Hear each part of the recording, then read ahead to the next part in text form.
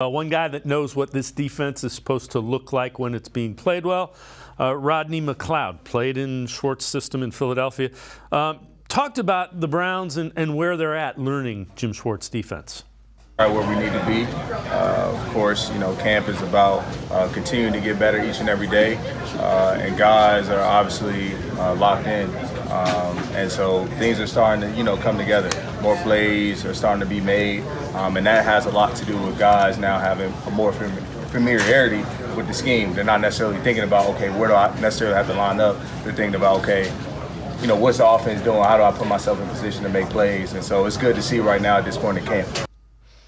And Jeff, as he's saying that, there was way too much thinking going on the defensive side of the ball a year ago.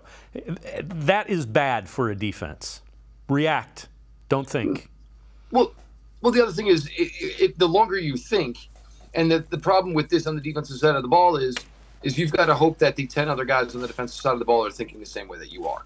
And if you're not, you obviously get to mass confusion like we saw with the Jets game. Certainly the second Bengals game that we just referenced a little bit earlier. So the longer everybody should know what the initial read is, and here's the read, and this is what I do.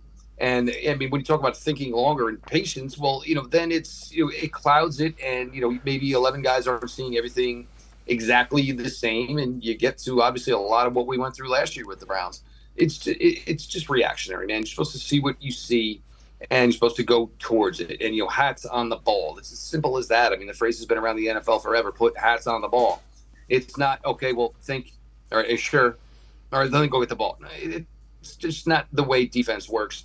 And I think they've got the ultimate, basically 180 reversal here, where they were going, the way they were last year with Joe Woods, to now a guy like Jim Schwartz, who has nothing but the utmost faith in him and tells them essentially, I don't think we have to do anything complex because I have faith in every one of you. And this is a guy that's only been here for a few months as far as actually knowing these players and seeing them on the field.